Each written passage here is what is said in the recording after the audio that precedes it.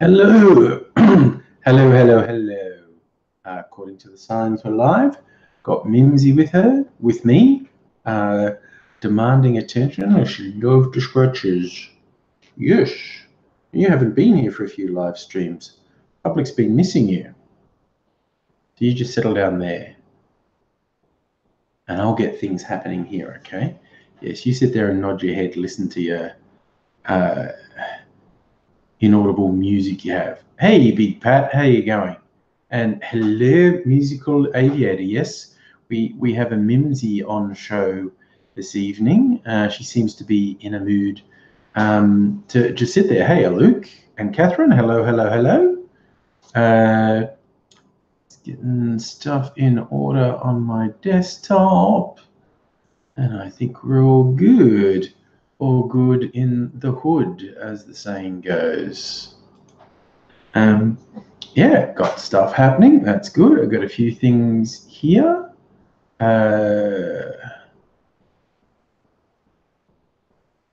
Yes, okay. Got some mail. Got some games to play. Got a whole bunch of things to entertain you with. I mean, obviously, Mimsy's the star attraction. Musical aviator, Captain Fizzman, hello there. Gonna warm up, buddy. Force is always with me, Luke. And hello, Justin. The way, as you hear the wise words of Obi-Wan, the Force will be with you always. This is what we're going to be playing. Family Feud Star Wars. And I have a few ideas. I had a very short test run of it on the weekend, and I'm happy with how to run it. I'm also thinking, for a bit of variation, what I might do is, oh God, she wants attention. Yes, she's rubbing against me because I'm not scratching her. What I might do is like 2 half-hour rounds, because not everyone can stay the whole time.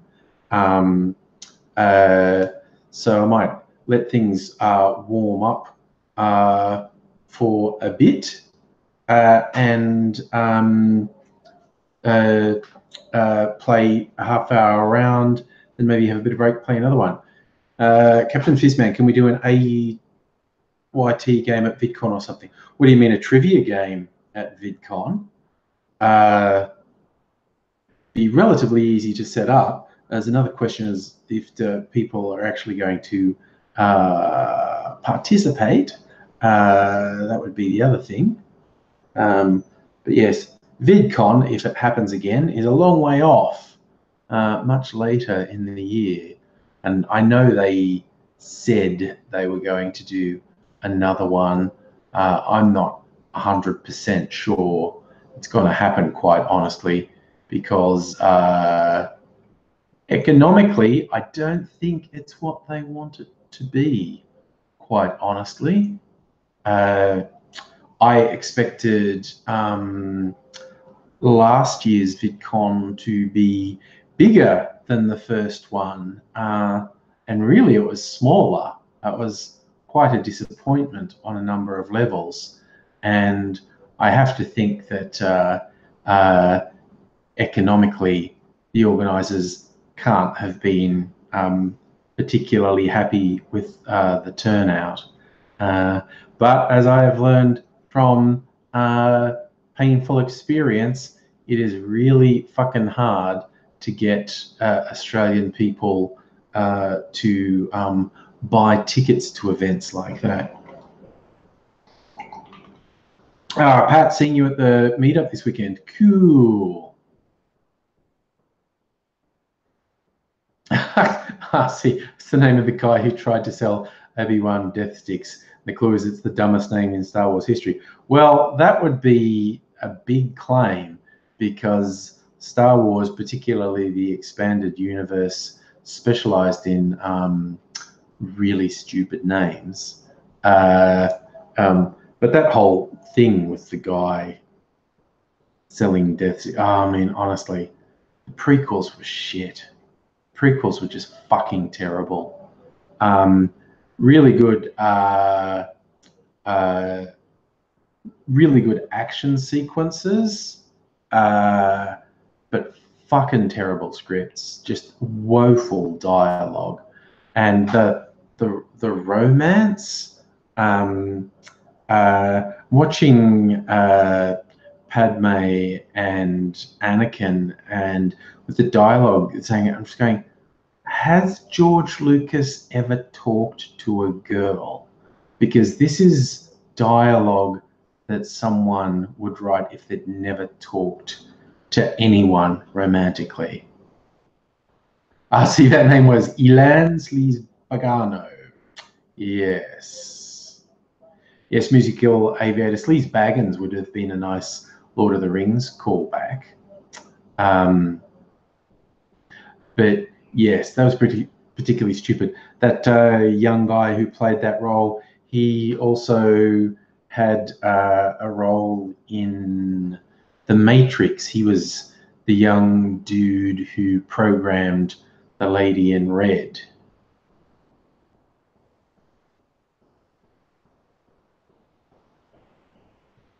Yeah, musical aviator. If your excuse for the woefully bad dialogue was that Anakin hadn't talked to girls, I think you're being overly generous. I think the reason for the woefully bad dialogue is just bad fucking writing. Okay, they're headbutting me. Wants more attention. 48 dogs in South Australia, Luke. Yes. Heatwave basically across all of Australia today, from mid-30s to mid-40s, basically everywhere. Big boy Mimsy is not a fan of the prequels. I think, see the packaging on this, the imagery is almost pure original trilogy. So I don't know if the questions limit themselves to the original trilogy or if they go into the prequels. Sharp-eyed will know that Yoda pose is from the prequels, not from the original trilogy. But everything, all the other imagery is original trilogy. So who knows? Who knows? 1 a.m. in Vegas. Good morning to you, Nintendo Lunchbox. Ooh, nice trivia, RC. Same dude was on Home and Away, and he was a wounded soldier who floated down the river at the end of the Thin Red Line.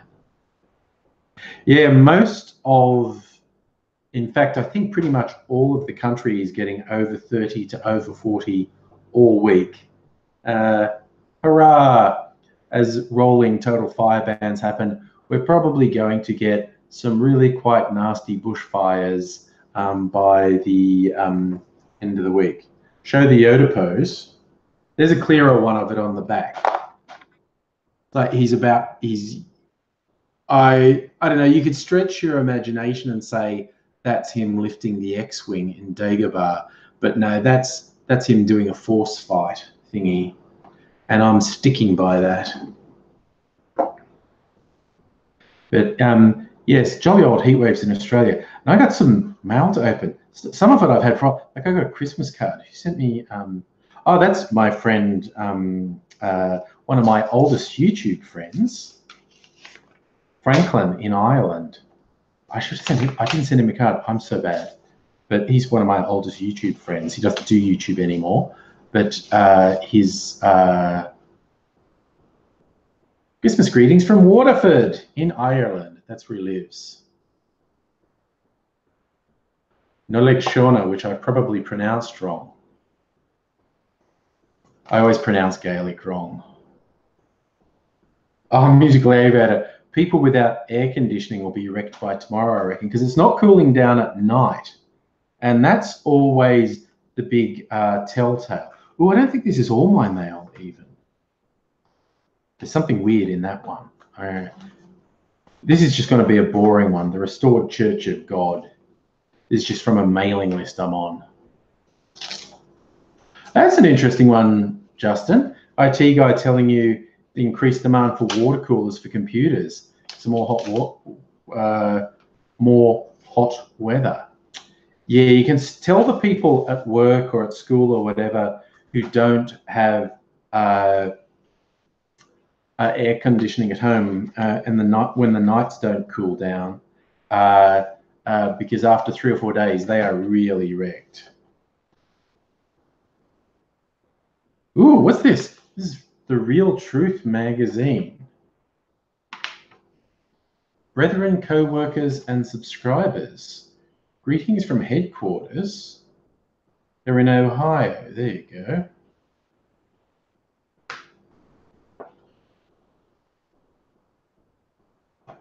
Oh, here's the thing. They're even referencing the yellow vests in Paris. Protests in Paris over increasing fuel tax have exploded to a new level of violence not seen since the 60s. A minister in Paris sent his observations to headquarters. I believe France is entering a new phase of revolution. People in France can no longer bear the financial situation. Everything's so expensive. Every year, taxes and living costs rising. Seeing a lot of unprecedented violence in Paris, with millions of euros of damage, shops destroyed and monuments vandalized. We're on the edge of a civil war. Woo! Armageddon end times. People will be really, really excited. They love that shit.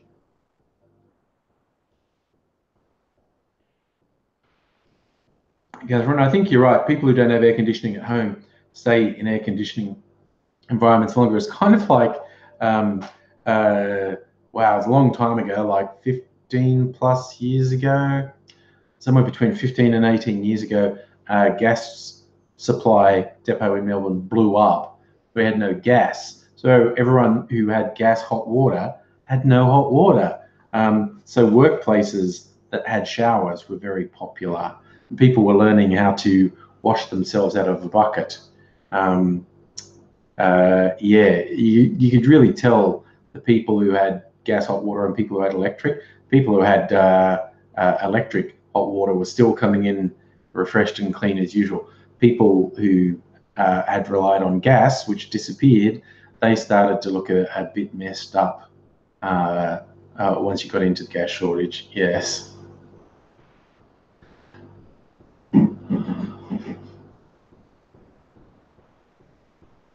Oh, musically elevated. You think what happened in the 60s?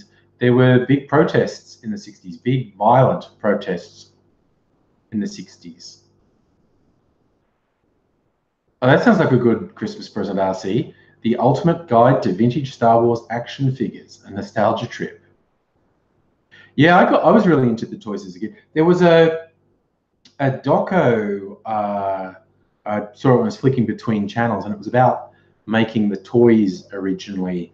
And it looked like it had some interesting stuff, but it was overall pretty boring, and other members of the household wanted to watch something else. So I flipped it off. But it was really interesting stuff, stuff that I didn't remember, like the company that got the license to make the toys didn't actually make any till after the movie came out. So they were trying to catch up with the popularity. Oh, you remember that, Catherine, the empty box campaign, Christmas 77. You could get a voucher. You could just buy an empty box, and it was like a voucher that when the figures were released, you could get the figure. I didn't remember that. You have a better memory than me, Catherine. Nintendo Lunchbox, have I been keeping up with Caitlin Hill's new videos? I have not.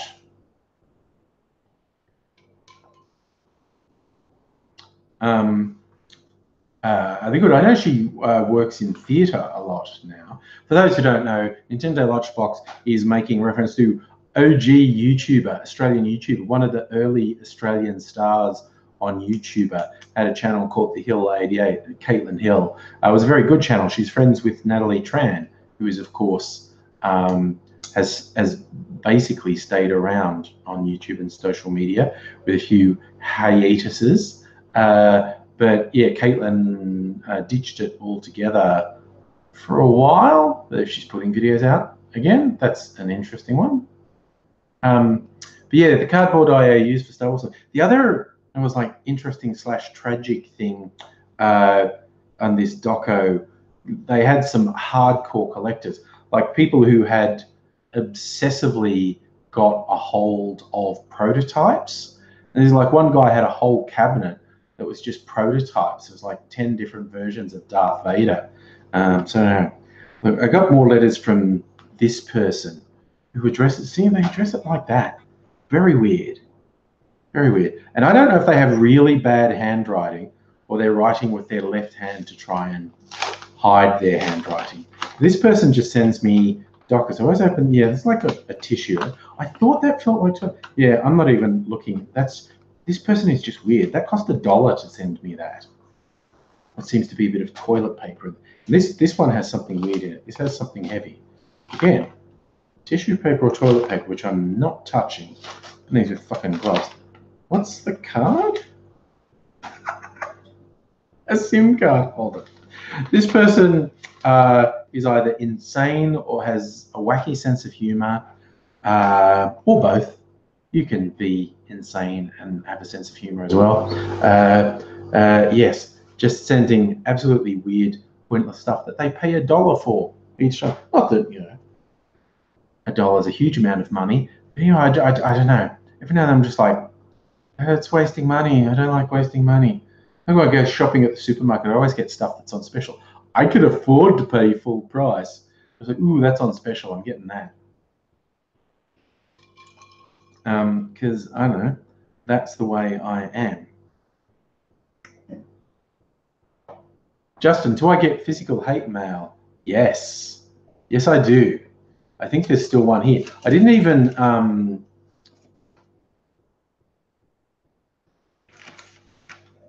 I didn't even read this one out because it was funny that they put so much. Is this it? No, that's not it. Maybe I threw it out. But it was full on hate mail. They were really racist and they were angry that I was saying that racists were dickheads, and they were very racist about it. Catherine, what's Mrs. Angry's professional opinion of that person? The one who writes the long letters. She looks at them and goes, yeah, no, they're not faking it. They're actually, they have quite an obsessive personality.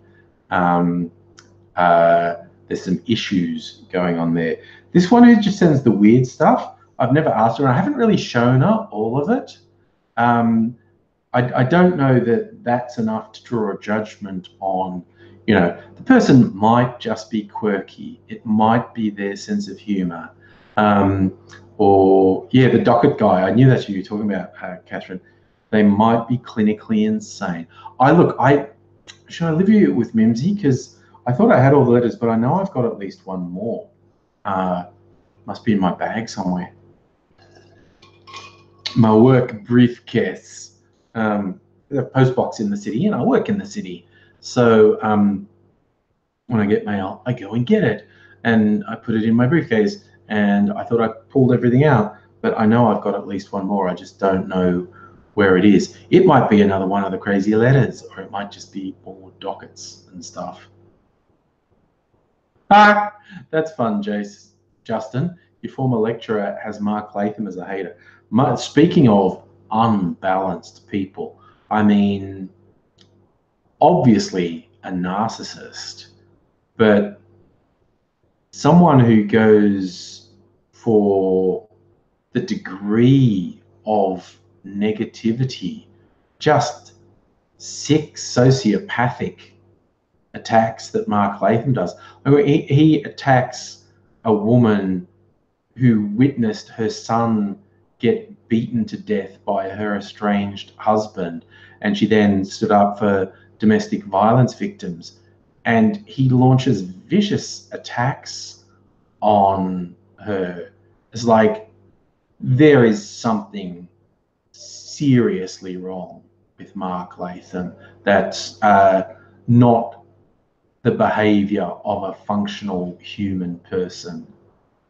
Yeah, Jesus, Australia dodged a fucking bullet when he lost the election, when he's leader of the opposition. He was leader of the party that I would have supported in that election.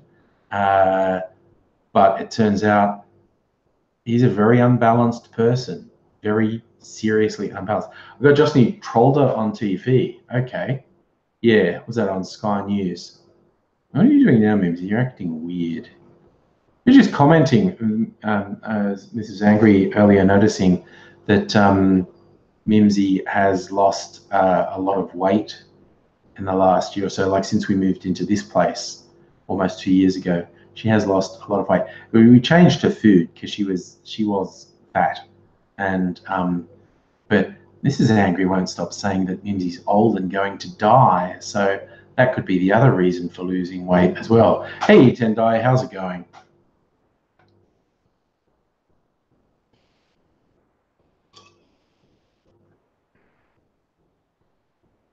Purely standard ginger lady. I assume you mean Mimsy for that one. Yeah, she's in her own little world now. She was bugging me earlier, headbutting me and stuff, demanding that I give her pats and scratches, but she seems to be looking after herself now. So I'm going to explain how I'm going to do the trivia. Family Feud style. So for those who've never seen the TV show Family Feud, they survey people and ask them for an answer on a given question. So these are not going to be yes, no, single correct answer questions. These are going to be things, you know, that you can have an opinion on, that there can be multiple answers. And they count up the number of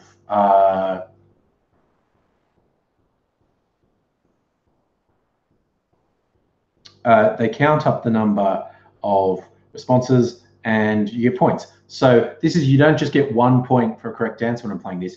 You get as many points as the correspondent. So what's going to happen when I ask the question, we'll just go to town and say what you think the answer is.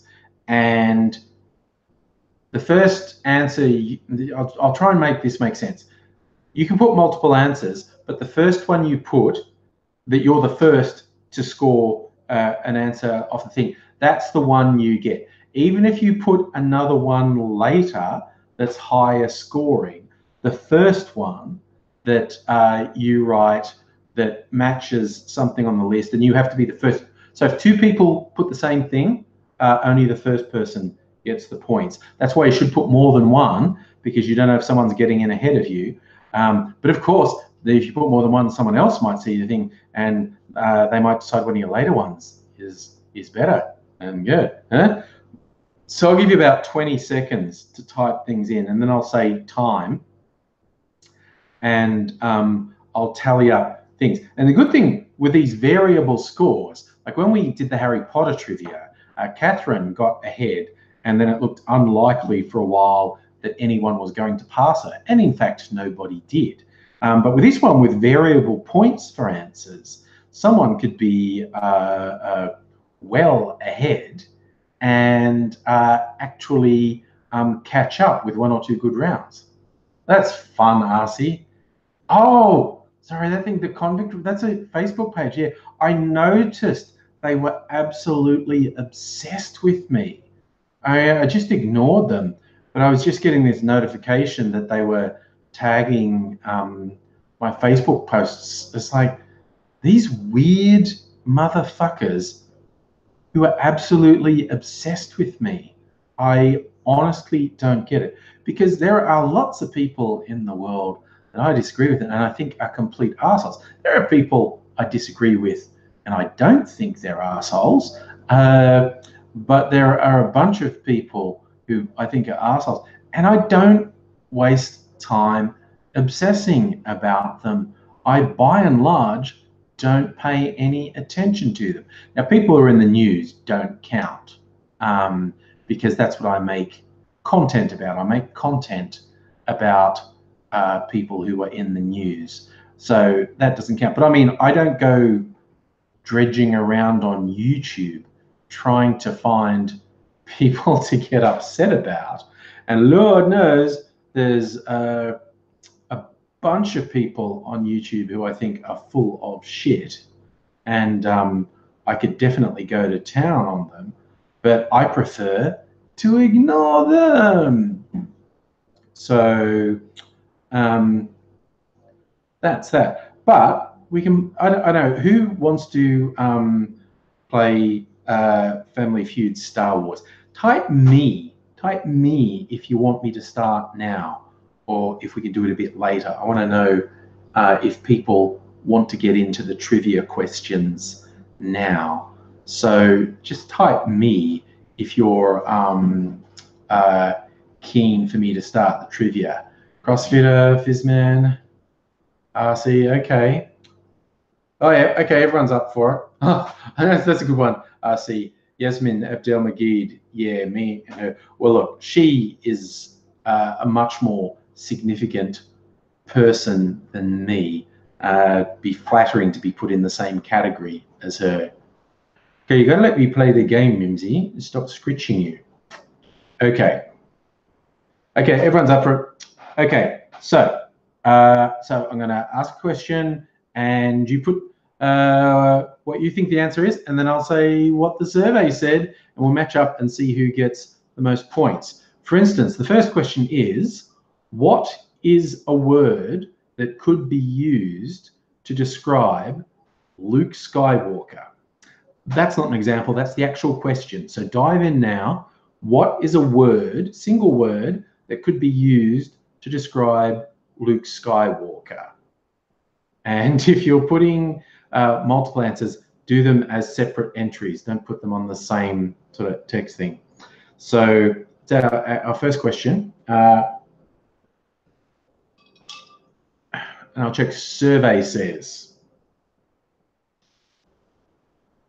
Okay, yep, you're all into it. I like it. I like it. There's some good ones in there. I'm gonna give it like 10 more seconds on my end, which is actually giving you 20 more seconds. 9, 8, 7, 6, 5, 4, 3, 2, 1, 0. Okay. I cut up there. No more answers. No more answers. I noticed some people are saying more than one word. The actual question was one word. One word. Okay. But we've got a bunch of answers there. So you're all going to have to pay more attention to the question. These were one-word answers. So Catherine put the first answer, Jedi. And survey says that's the second most popular answer. And that's 14 points. Musical aviator, well, farm boy, which is 2 words, which is not one of the answers. Then you put jump fighter pilot, 2 words, not one of the answers. So CrossFitter said lucky. Lucky's not on the survey. RC said Jedi, but behind Catherine.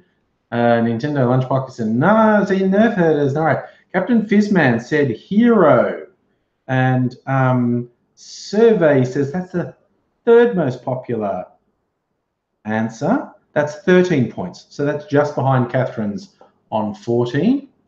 Then everyone started putting multiple word answers. Whiny bitch. I'm not saying he's not. See, okay, Captain. Although Captain Fizzman, you're already in. Whiny was actually in the answers. Hey, Safa. You've missed one question. I'm sure you can. Okay. So no one else was on the board. CrossFitter said sister kisser, 2 words. Wrestling Day said church, not that. Musical aviator said Death Star killer, 3 words. Yeah, the most popular answer, 18 points, was brave, which no one got. And there's also determined, good, young, whiny, and strong. They were all on there. Even in Patman, we're playing Star Wars trivia, Family Feud style. Just had the first question.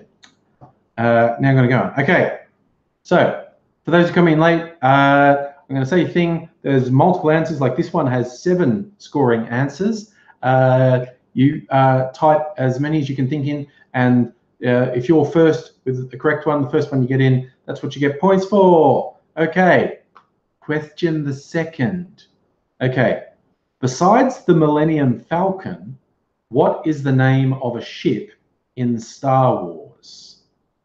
It's a good one. And I'll give you a hint. Some of these are generic names and some of them are individual names. So yes, besides the Millennium Falcon, that's of course a one-off name. What's the name of a ship in Star Wars? There, people diving in there. Safi, you're obsessed with Ebon Hawk. I don't know what that is. Okay.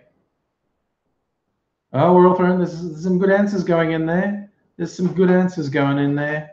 Okay, I'm going to give it 5 more seconds. 5, 4, 3, 2, 1. Okay, that's it. No more answers.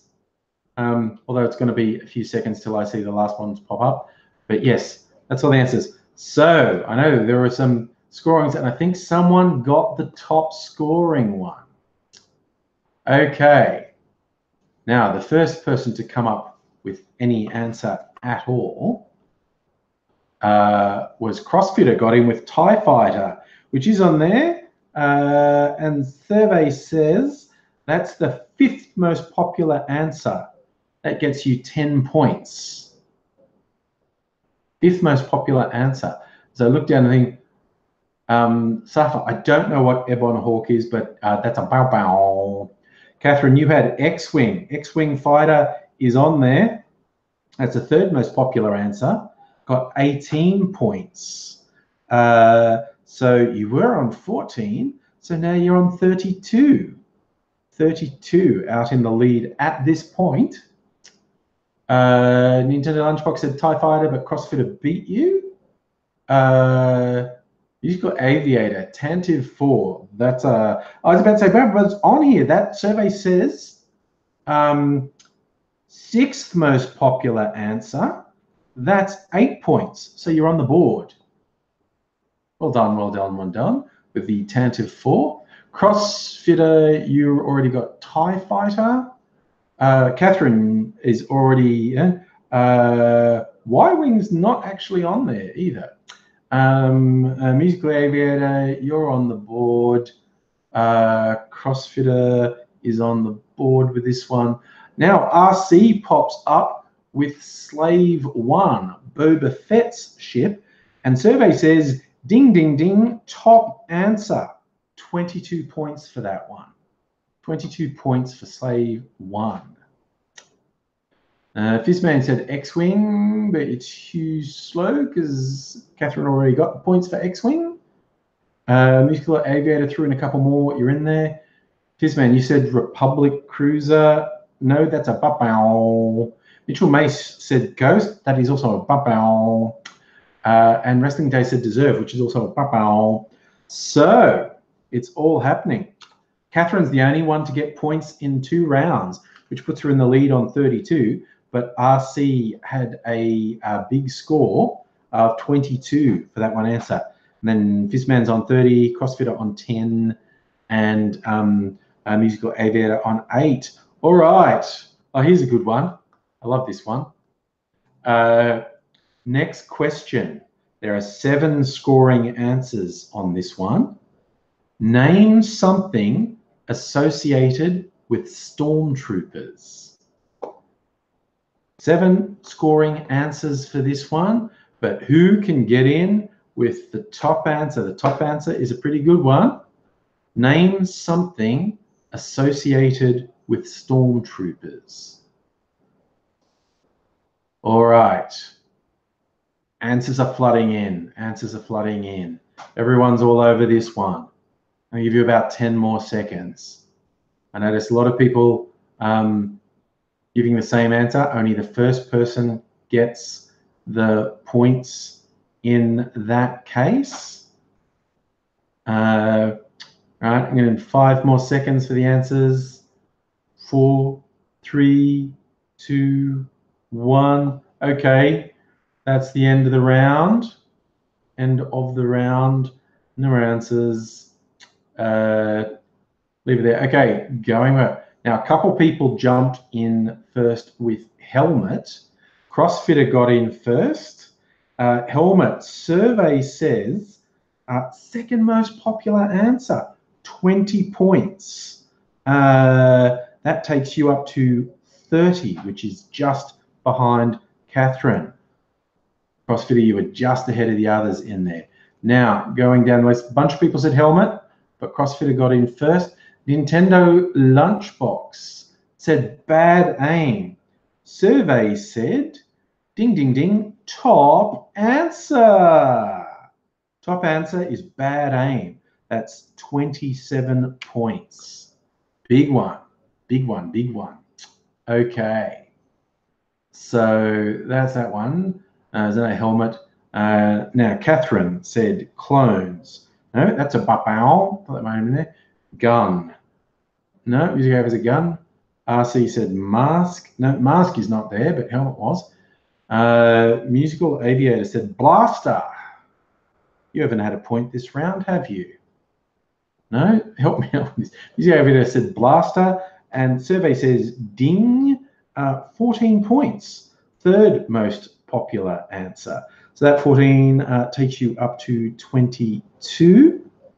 All happening. Just a bad shot, but we already had bad aim.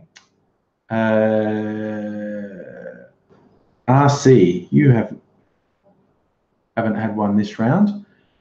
Evil, is evil on there? No, evil's not on there. Catherine said Empire. Wait, have you had points yet, Catherine? You haven't, have you? No. Okay. Catherine hasn't had points. You said Empire, which is an survey said that's the 6th most popular answer. It's worth 8 points, which takes you up to 40.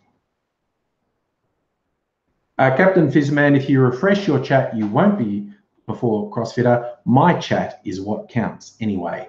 No correspondence will be entered into because you will have lag and stuff on your end. Okay, music over. You've actually got one. Wrestling takes no NBA. It's not in there. RC. You said black and white. No, that's not on there. Okay, that's the end of that round. White was on there, RC, not black and white. You would have got 9 points if you just said white. But yes, after 3 rounds, Catherine's on 40. Nintendo Lunchbox on 20. Sorry, CrossFitter on 30. Nintendo Lunchbox on 27. Musical Aviator and RC both on 22. And Captain Fizzman on 13. All right. Okay. This one, 5 top answers. Okay. Name a character who was friends with Luke Skywalker. Okay. He has lots of friends. He's not a lonely farm boy. He has friends. So name a character who was friends with Luke Skywalker. Yep, everyone's jumping in with stuff here. Yes. Now, I'll let you, a little teaser. This is one that's going to change the heading because the top answer is a really big answer. And so this is where being quick off the mark's going to work in your favor. I see there's some big answers in there.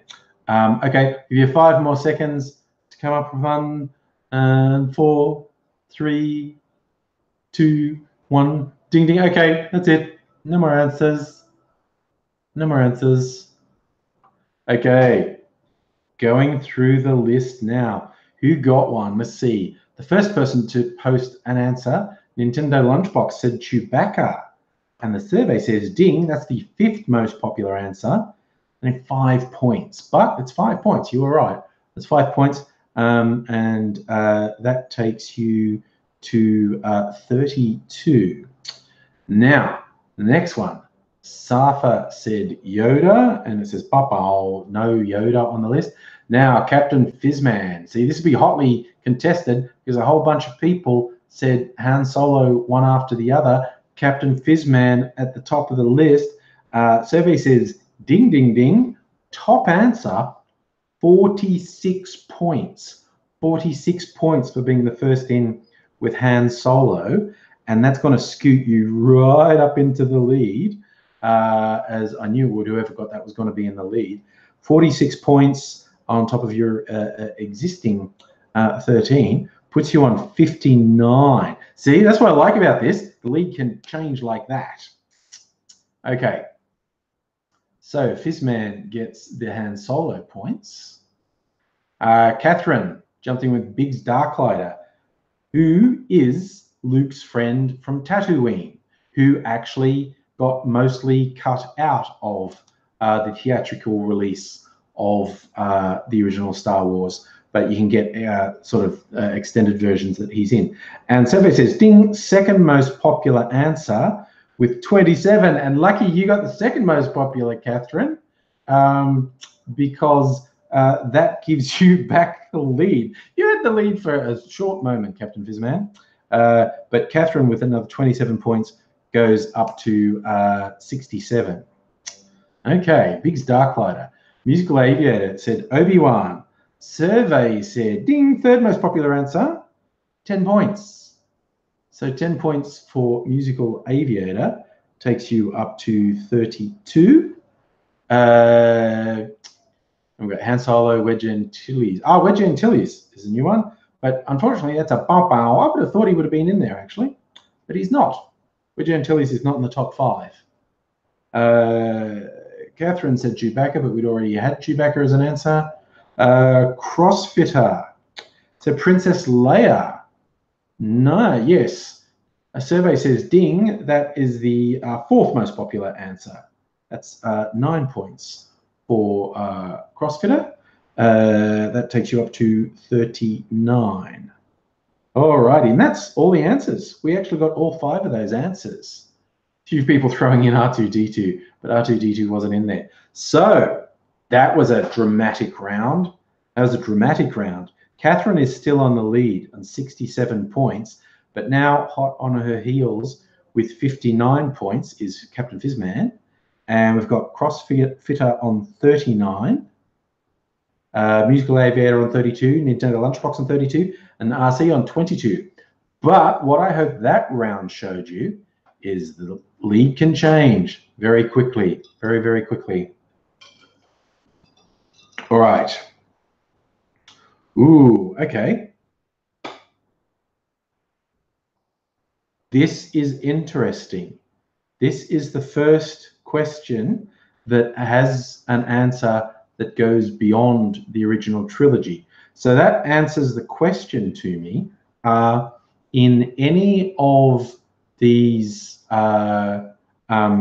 questions, the answer can come from any of the movies, including the prequels, including the 2 most recent ones. Okay, so just a little clue I'm throwing in for you. On any of these questions, the answer could come from any of the movies. Just throwing it out there. Okay, so the next question, and there are 6 answers, 6 scoring answers for this. Name a Star Wars character who uses the Force. There's a lot of them. There's a lot of them. Star Wars character who uses the Force.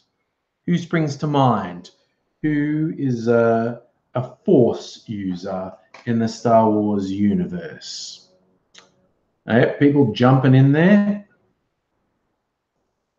Yep, I see a lot of correct answers jumping in.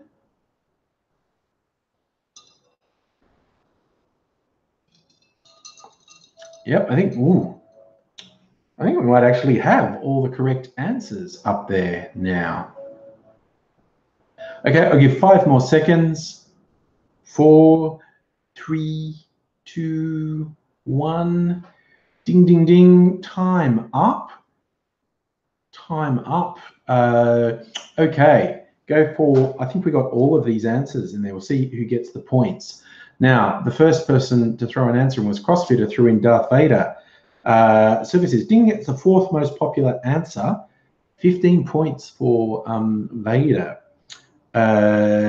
So you get the 15 points, which takes you up to 54 points. Okay, cool. Captain Fizzman said Obi-Wan. Survey says ding, that is the 3rd most popular answer. That's 19 points.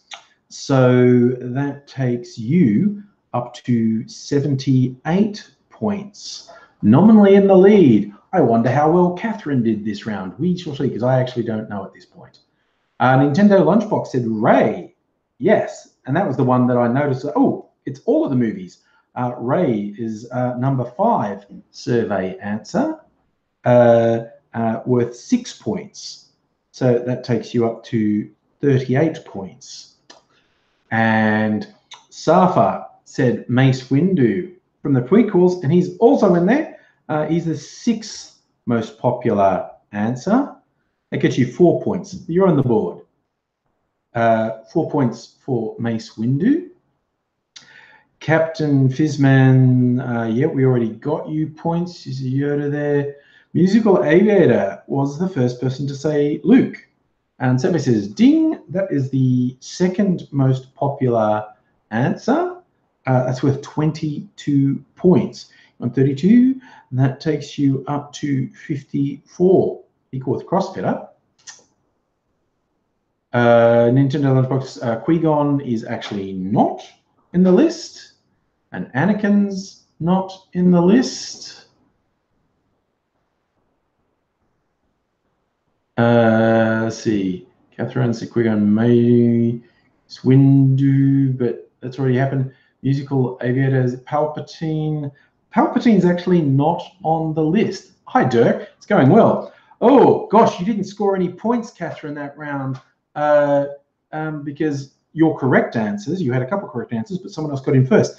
Now, here's the randomness of this game. Captain Fizzman was the only one who said Yoda, which was the top answer with 29 points, but you'd already got the points for Luke, which was the 2nd answer. With 22 points for Luke, 29 for Yoda. That's the random. But now the lead has changed. Captain Fizzman is in the lead on 78. Catherine on 67. CrossFitter and Musical Aviator both on 54. Nintendo Lunchbox on 38. RC on 22. Safa on the board at 4. Musical Aviator. Where did you say Yoda? Music. Woo! You actually did. See, that's why you've got to speak up, because there's a lot of things went by there. No, Musical Aviator said Yoda. Ooh, that turns everything on its head. Okay, I've got to recalculate in that case. Sorry. Okay, so you don't get the points for Luke. God, now I've confused myself. Oh my God, I think I've got the points wrong. I hate this. Okay, going back, R2D2. Okay. CrossFitter said Vader, which is 15 points. And yes, that's right. Okay. I'm just double checking now. Captain Fizzman said, oh, wait. Oh, man, I got this so wrong. I'm a shitty quizmaster. Oh no. Okay, I've got to try again. So Vader, Captain Fizzman actually said Obi-Wan.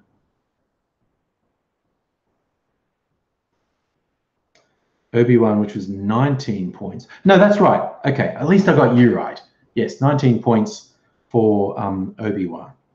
I did actually do yours right. Nintendo Lunchbox, I wrote Ray, which was 6 points.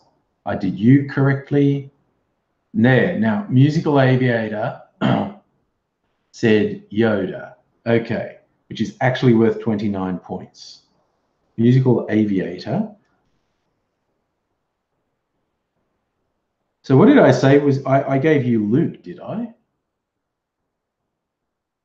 I did. So you don't get 22 points, you get 29 points. So that's an extra 7 points, which actually takes you up to 61.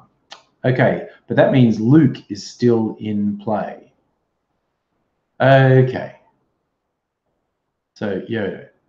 Catherine missed Ray, because Nintendo Lunchbox got Ray. Safa got Mace Windu, that's correct, I got you right. Fizzman, no, that's right. Musical Aviator, you're out.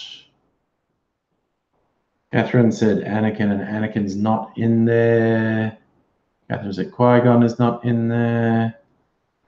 Mace Windu had already given away. Okay. The standings are slightly different. Musical Aviator is now clear in third place on 61 points. There you go.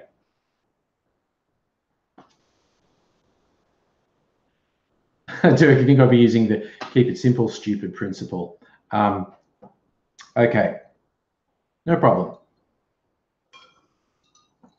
It's all a bit dramatic. So how are we going? Okay, 10 more minutes. Couple of minutes. Okay, next question. Ooh. Name an article of clothing you would wear to disguise yourself on the Death Star. That's an interesting one. Name an article of clothing you would wear to disguise yourself on the Death Star.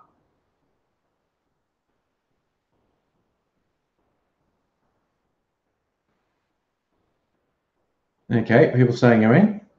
Imsy's starting to demand attention.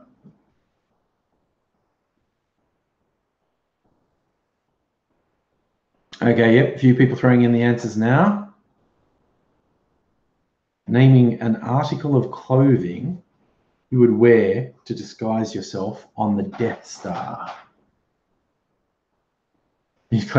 Nazi uniform might work, be like a Hugo Boss look. It's rather unsubtle how much the Imperials were based on the Nazis. Okay. No huge diversity in those answers. There are 5 scoring answers on here. Oh, I've got the hiccups. What's this about? Okay, you have 5 more seconds. The answers haven't all been taken at this point. 5, 4, 3, 2, 1. Okay, that was it. The question was, name an article of clothing you would wear to disguise yourself on the Death Star. This is another one where the top answer is huge. Okay, so CrossFitter said hood, and that's a bow bow. And then Catherine Fizman and Catherine jumped in with helmet, but Captain Fizman got in first. Survey says ding. That's the helmet is the 3rd most popular answer. Gets you 11 points, Captain Fizman. Should take you up to 89. 89 points for a helmet. But then a whole bunch of people jumped in with Stormtrooper uniform. But the first was Nintendo Lunchbox, and survey says ding, ding, ding, top answer. That is worth 62 points. 62 points. That shoots Nintendo Lunchbox straight up to 100 points and the lead. There we go. A few people said armor, Stormtrooper uniform. And yes, Music Aid said Nazi uniform, or the uniform of your guy you knocked out. We do actually have the Imperial officer uniform.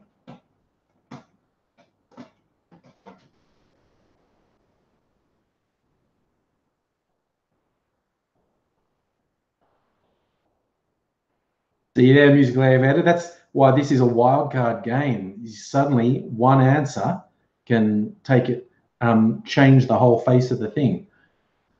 Okay. How kind am I going to be to you, Musical Aviator? You did say uniform of a guy knocked out, and the answer is an Imperial officer uniform. I'm not sure whether to give it to you, because obviously, if it's a guy in a uniform, it's an Imperial officer. What does the crowd say? Does that deserve points? That was actually, it's way below Stormtrooper armor, but that's the 2nd most popular answer. What does the crowd say? Does uniform of guy you knocked out qualify as being Imperial officer uniform? I know, Safa, you actually said officer uniform. which, yeah, no, I'm gonna say no. I think officer uniform is a bit more precise. Yeah, give it to, oh, musical aviator, very noble, giving it to Safa for saying officer uniform. That's worth 13 points. Takes you up to 17, but that changed the face of the game. So now we've got Nintendo Lunchbox has streaked ahead 100 points. Captain Fizzman on 89 points. Catherine still on 67. Musical Aviator on 61. CrossFitter on 54. RC on 22. Safa's on 17. All right. Maybe it's 5 more minutes. Okay. That's that one. Okay, this is a very weird one. This seems a bit random to me. There are 8 scoring answers for this one. The question is, name something everyone knows about Star Wars. Name something everyone knows about Star Wars. Obviously not everyone, but name something very widely known about Star Wars. So yes, that is very generic. Name something everyone knows about Star Wars. Well, Captain Fizzman in there with the contentious hand shot first.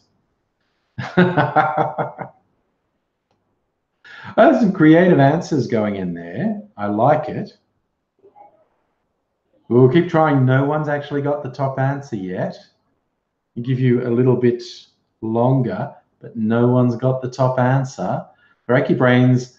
First thing that pops into your head. When someone says Star Wars, what pops into your head? Because that's the sort of thing we're talking about here. The thing you would expect to be the first thing that pops into your head when you talk about Star Wars. Okay, I'm going to give you 5 more seconds. 5 more seconds to come up with things that everyone knows about Star Wars. 5, 4, 3, 2, 1. Okay, ding, ding, ding. No more answers. I don't think anyone got the top answer there, but I will double check and hopefully not make any mistakes again. Okay, so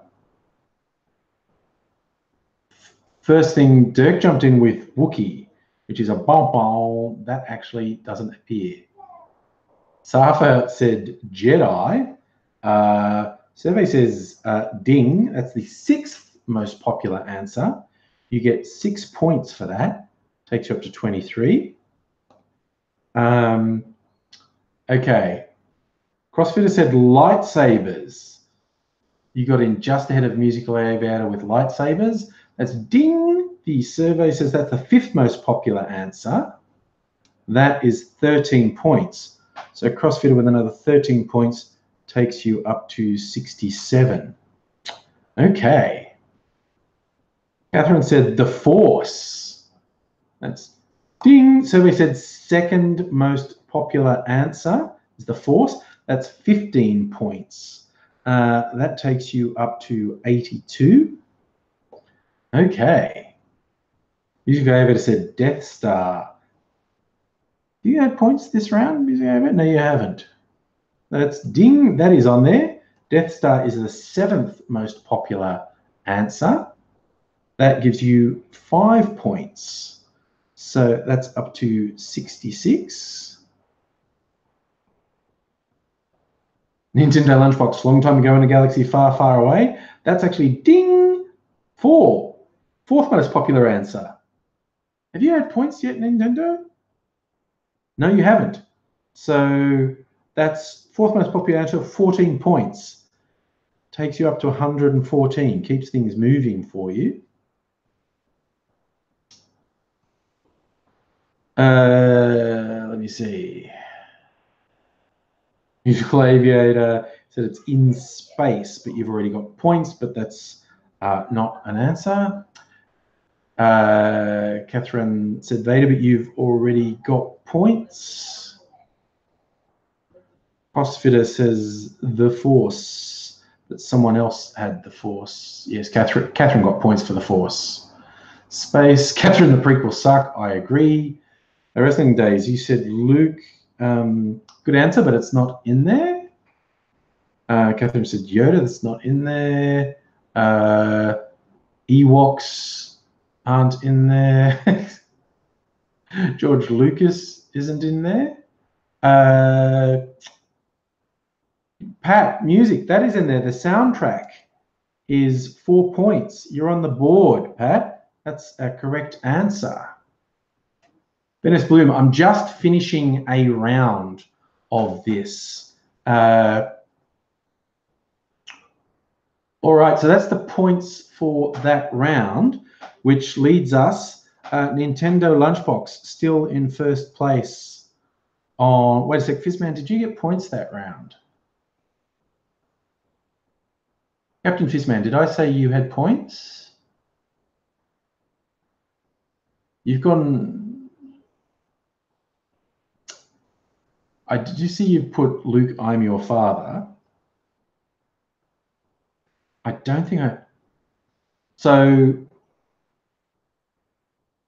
yes, Captain Fizzman, did you get points in that round? Did I tell you you had points? I don't think I did I? It'd be 11 points. No, you didn't get points that round, but you did say, Luke, I'm your father. Vader is father. It's the third most popular answer with 14 points. And that puts you on 103. So I'm going to do one more round now. Now this is anyone's. Now the scores are Nintendo Lunchbox is in the lead on 114. Captain Fizzman's on 103. Catherine's on 82. CrossFitter's on 67. Musical Aviator's on 66. I think RC's disappeared. He was on 22.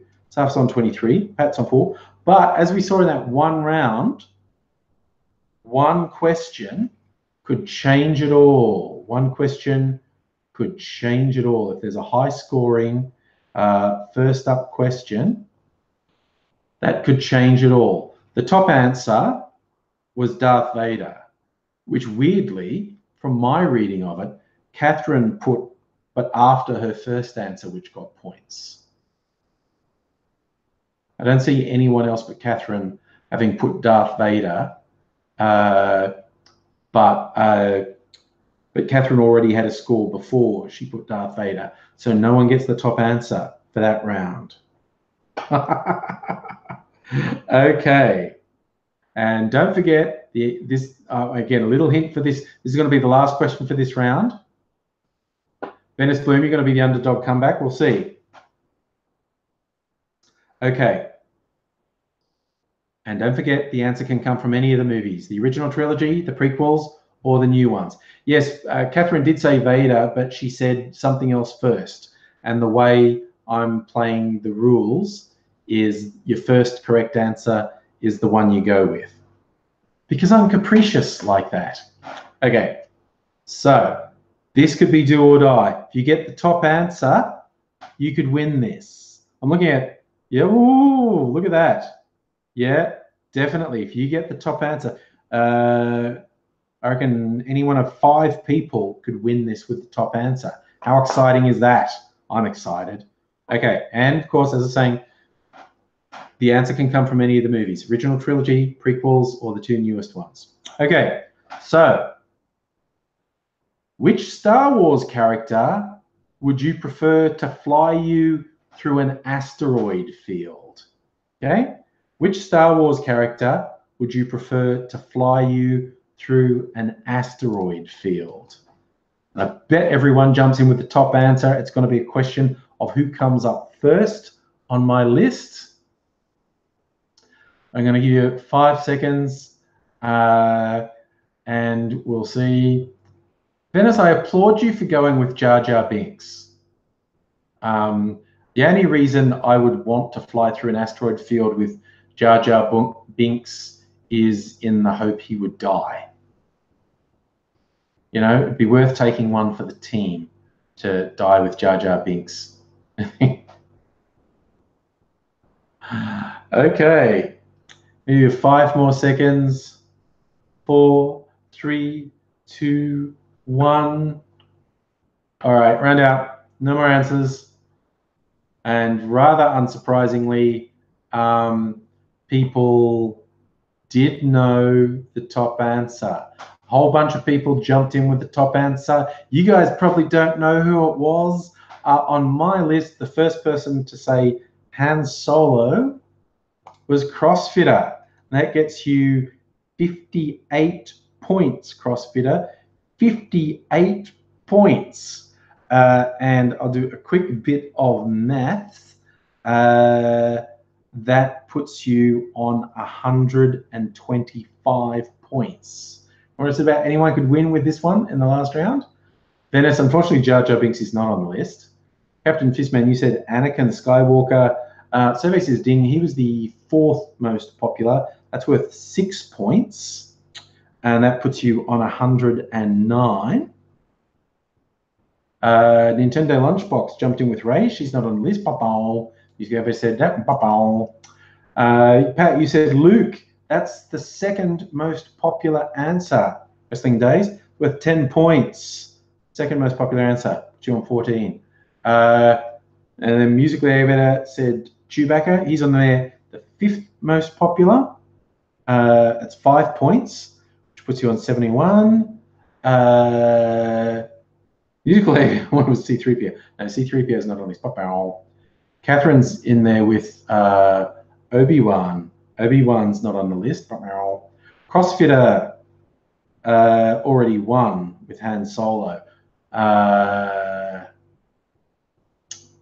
Musical Aviator went with Lando. No, he's not on this.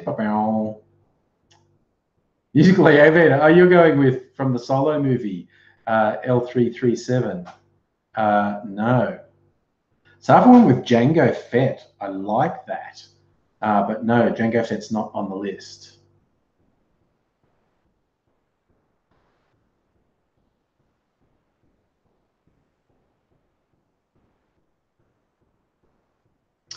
See, CrossFitter, it doesn't matter if Chewie actually flies the Falcon. It's what the answer is that counts. And the survey said Han Solo. And because you were the first in with Han Solo, you've streaked into the lead. You've robbed Fizzman at the final post and Nintendo Lunchbox at the final post. So we have final scores. The winner of that round, CrossFitter, 125 points. Nintendo Lunchbox, 114. Captain Fizzman, 109. Catherine, 82. Musical Aviator, 71. Safra on 23 and Pat on 14. So that's the thing. That's the fun element of that game, that one answer can change the lead radically. I like that. Need to take a breather, and a drink. Well, I didn't do anything. What's your problem? Making funny noises. Funny noises. Okay. Deep breaths. Let's talk about the news of the day. Years ago, I like that. No one said near num. Racist human supremacists. Yes. Who got Han second? On my list, Han Solo went CrossFitter, then Captain Fizzman, then Safa. So you're all right on top of one another, but CrossFitter pipped it at the post. Interestingly, Safa, if you had got it, it wouldn't have given you the lead. Would have given you a good score, but it wouldn't have given you the lead. And that would have left Nintendo Lunchbox in the lead, which I'm sure he's cursing you for not getting in sooner, because that would have given him the win. Yes, hello, Mimsy, demanding cat. Hey, who's seen that new Razor ad saying, you know, men be your best, the Gillette ad that invokes the Me Too movement and saying how men need to be their best, which I think is a great ad. And predictably, the MRAs are losing their shit. It's just wild. It's just talking about being a better person, and MRAs are full shit. I mean, like, seriously, that whole is like, they argue that toxic masculinity is not a thing, while being the embodiment of toxic masculinity. It's just like that whole not being a reasonable person, that not having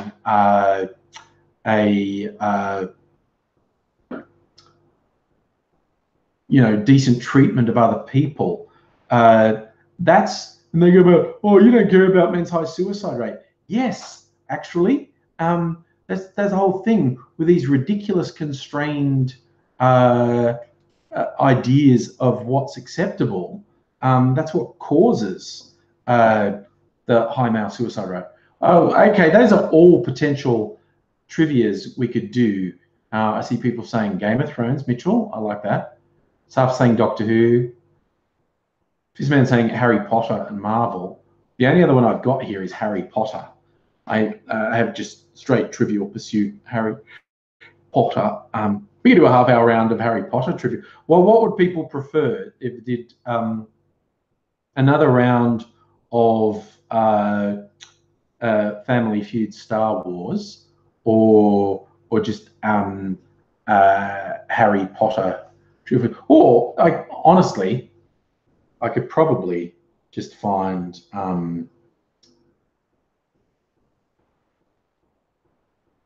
Doctor Who trivia quiz.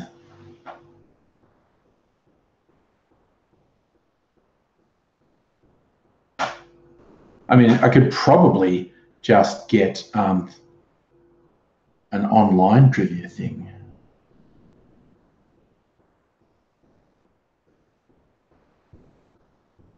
Okay, we think Harry Potter for her. CrossFitter, you pulled a Bradbury. What's a Bradbury? Oh, falling across the line. No, you got there with correct answers.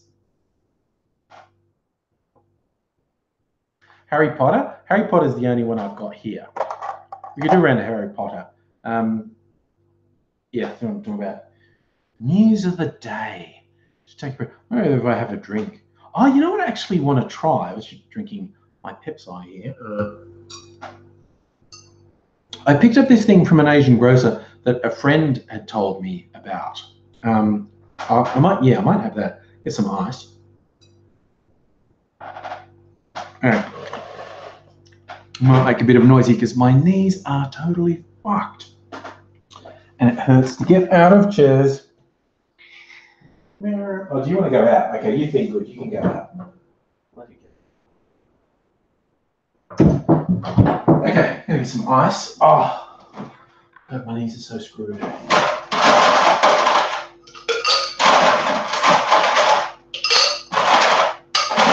Lots of ice. Where is it? Here it is. Frigidaire. Oh. Friend who's really into all things Japan told me, oh, Catherine, you had a power outage. Sure. This is a Japanese drink. It's called Strong, 9% alcohol. I think it's sangria. It's a grapefruit flavor. So I don't even know if I'll like it. I'm really into grapefruit. But I'm going to try it. This is a fizzy alcoholic beverage from Japan. The English name for it is just Strong. So I'm going to try that, see what that's like. Safa, do I like tennis? No, not really. I mean, I kind of like it when you turn in there's a really dramatic rally and whatnot. Oh, is that why you weren't in there, Catherine? You think. Justin, what do I make of Canada taking that Saudi woman? Good deal, because her life was definitely in danger. Saudi Arabia is shit. I mean, it so pisses me off that we toady to Saudi Arabia, you know, for oil. But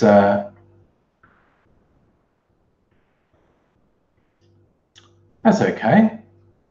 Actually, it doesn't have much taste. Like soda water with a very light flavor and alcohol in it, I suppose. Yeah, Tendai, if people would stop supplying Saudi Arabia with weapons, that'd be great. Safra Dutton's a piece of shit. Dutton is such garbage. He's such an awful person. He's what my highlight for the next election will be if he loses his seat, which is a better than average chance. Pat, is Kat going? Are you asking me, is Kat going to the YouTube meetup? Oh, I don't know. Find out on the day, I guess. All right, I think there seems to be some votes to play around of Harry Potter trivia. So I got the die with the colours. See what sort of question. Question categories, for those who don't know or don't remember, is the dark arts, Hogwarts, magical spells and potions, magical objects, magical people, and magical creatures and animals.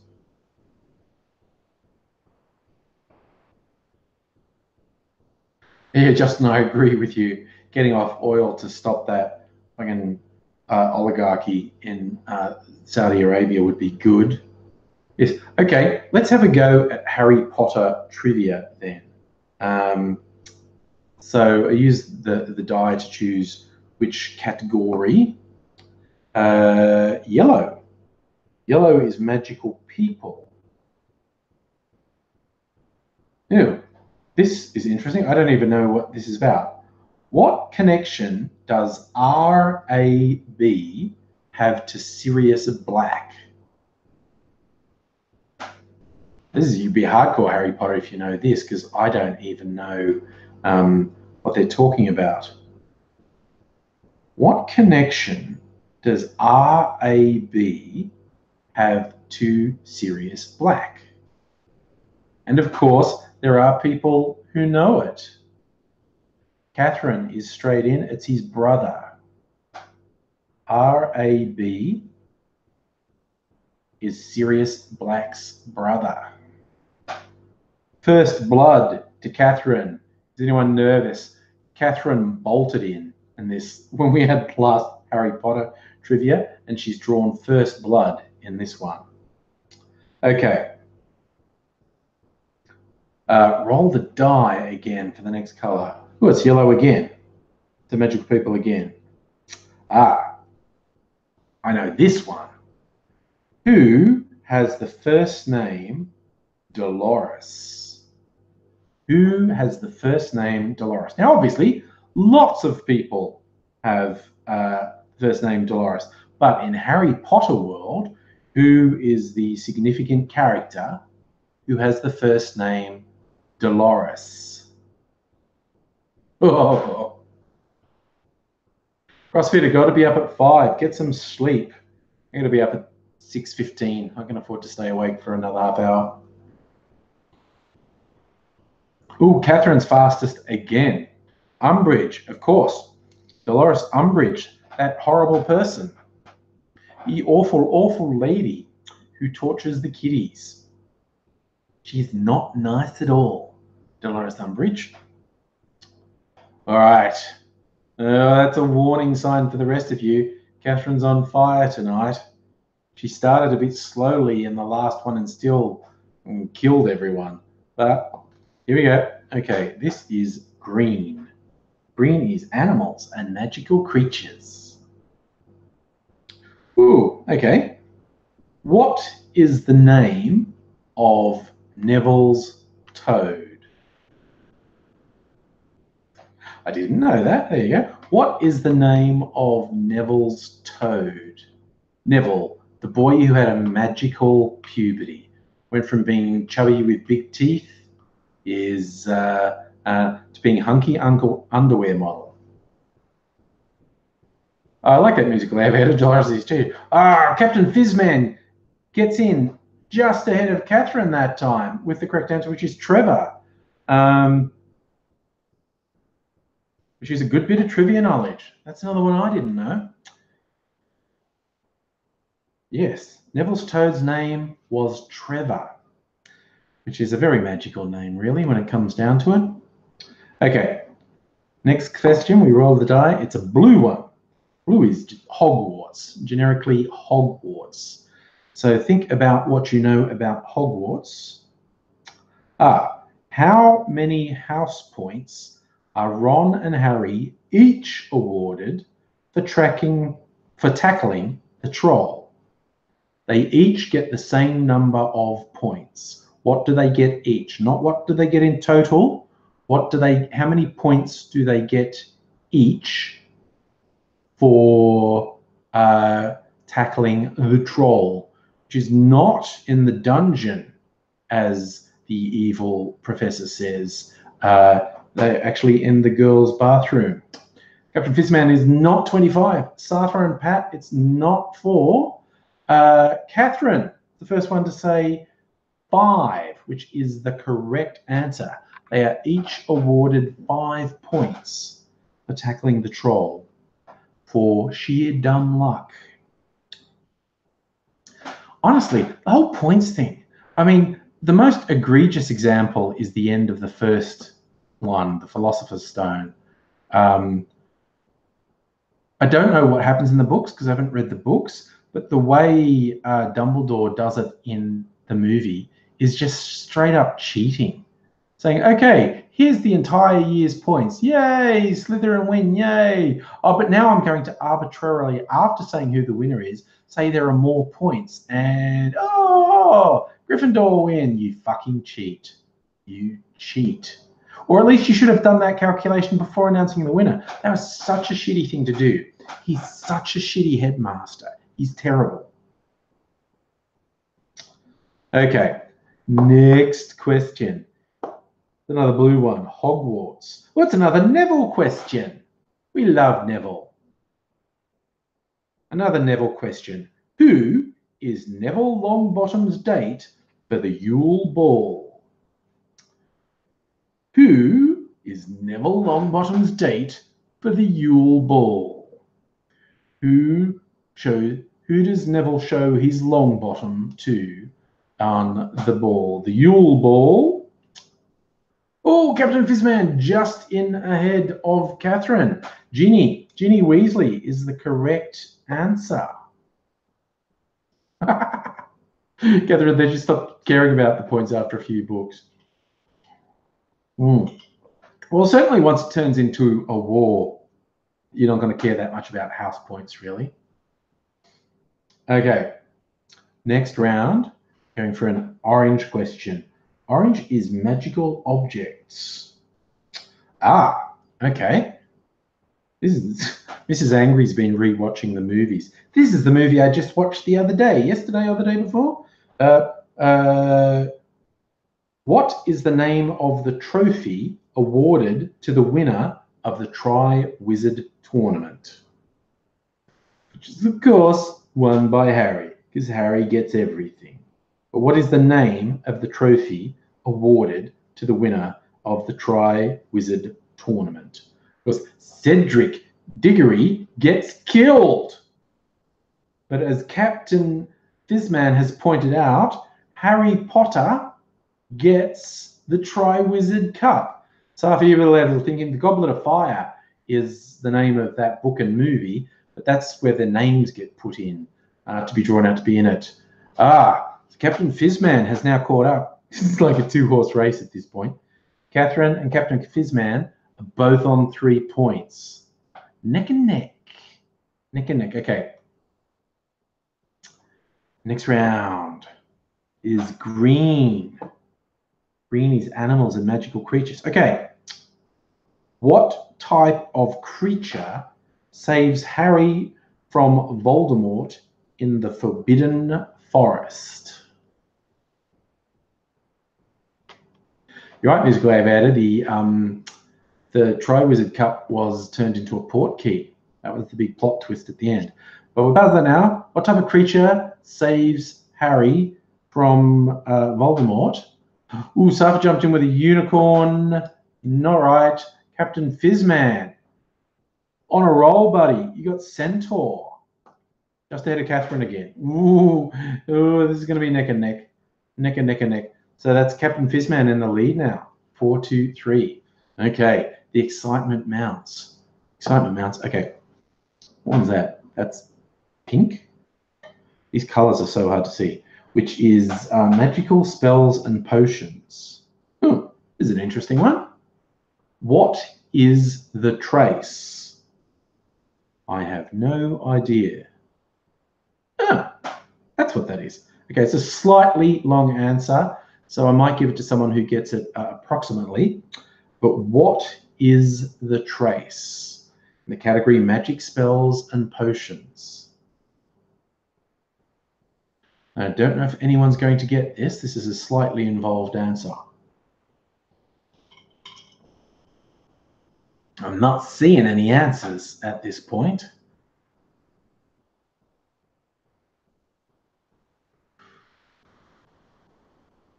Ooh, Catherine, tracking on witches and wizards under 17. And just after that, Captain Fizzman with how they detect underage wizardry. So you both know, yeah, the way it describes it here, it's a charm used by Ministry of Magic to detect underage wizardry. I actually think Captain Fizzman has the more accurate answer. Catherine, you just said tracking witches and wizards under 17, but what it actually does is detect the use of magic by underage wizards. So I think Captain Fizzman actually gets the points for that one because his answer is actually more correct. So I'm just throwing in with the questions. I had no idea. So obviously, this is Catherine. Catherine and Captain Fizzman are mad Harry Potter trivia buffs. Okay. Yellow. Yellow is magical people. Okay. Who do Harry as Albert Runcorn and Hermione as Mafalda Hopkirk run into in an elevator at the Ministry of Magic? I remember that. They've done a Polyjuice potion and they look like other people. Harry looks like Albert Runcorn and Hermione looks like Mafalda Hopkirk. And when they're in that form, who do they run into in an elevator in the Ministry of Magic? So for bold calls, it's not going to be Sirius Black. Let me see. Right. Okay. Ooh, and in a massive turn up for the books, Captain Fizzman said Yaxley and Catherine Hall said Arthur Weasley, neither of which is correct. So I'll give another 5 seconds for someone to potentially come up with the answer who, when Harry and Hermione have changed form via a Polyjuice potion, Harry's looking like Albert Runcorn, Hermione's looking like Mafalda Hopkirk. Who do they run into in the Ministry of Magic in the elevator? Catherine got it that time. Dolores Umbridge. Is Dolores Umbridge. All right. So that's 4 to Catherine, 5 to Captain Fizzman. This is where, see, this is why I like the point scoring system in Family Feud, because you have dramatic differences. But neck and neck here. Okay, another yellow one. So another magical people one. Okay. What relation are Albus and Aberforth Dumbledore? What relation are Albus and Aberforth Dumbledore? Didn't really know this, although I might have guessed. Oh, and Captain Fizzman's in first again with brothers. Catherine and Safa got it as well, but just ahead, Captain Fizzman with brothers is the correct answer. Okay, another pink one, which is magical spells and potions. Ooh, okay. I don't know this answer. Be interesting to see who does. What form does Dolores Umbridge's Patronus take? What form does Dolores Umbridge's Patronus take? I was going to say a bitch, but that would not have been right. It's not a dog, it's a cat. And Captain Fizzman again has snuck in just ahead of Catherine with the correct answer. being cat. That's 7-4. Ooh. Well, Catherine had the early running, but Captain Fizzman's come back and is starting to increase his lead. What will happen? What will happen? Okay. That's another pink one, which is magical spells and potions. Okay. Stupid answers only. No, go for the right answer. What is the spell Hominum Revelio used for? Hominum Revelio. What spell would Hominum Revelio do?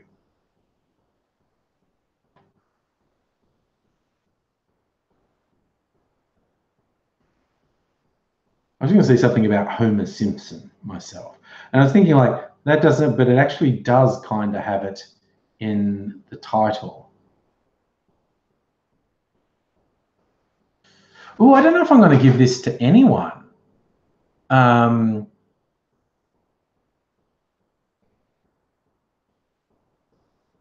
Because the actual answer on here is quite different to the answer here. See, Catherine said reveal invisible people, which Fizzman's saying is right. What it says here is detects the presence of any other humans in the area.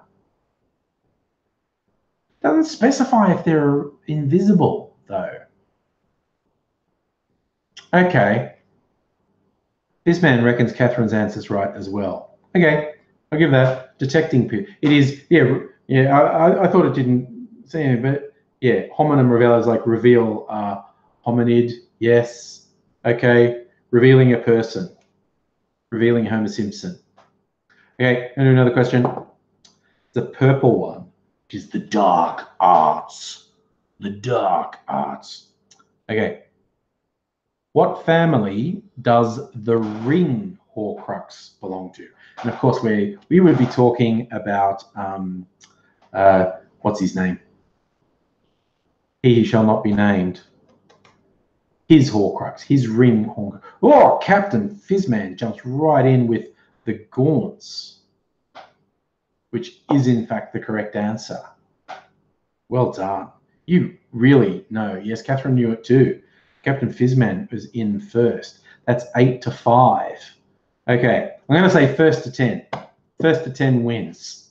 It's just between you two. First to 10 wins. Call it quits. Okay, I'm going to roll it again. Okay, that's a blue one. Blue is Hogwarts. Who grants Harry and Ron special awards for service to school after their adventure in the Chamber of Secrets? Okay. Now that was a thing. Who grants Harry and Ron special awards for services to the school after their adventure in the Chamber of Secrets? That seems super obvious. Yeah, everyone's jumped in with Dumbledore, but Captain Fizzman got in as first. Okay, tension's on. That's 9 points to Captain Fizzman. And given that I've said first to 10 wins, don't crack, Anthony. Okay? A lot of pressure on you. You'd win the game with this answer. Don't freak out, dude. Don't freak out. Okay? Green. Animals and magical creatures. Ooh, okay. That'll be interesting. Yep, okay. What is the effect of the Dementor's kiss? That's the ultimate effect, the worst effect. What is the effect of the Dementor's kiss? Can Captain Fizzman wrap it up here and now? Will Catherine edge towards...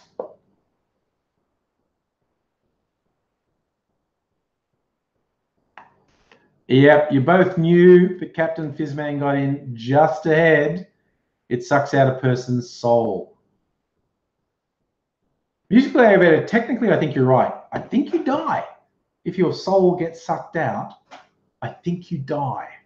But the actual thing that's happening is your soul gets sucked out, which is weird. I don't know how much they go into it in the books. I'm sure people here have read the books.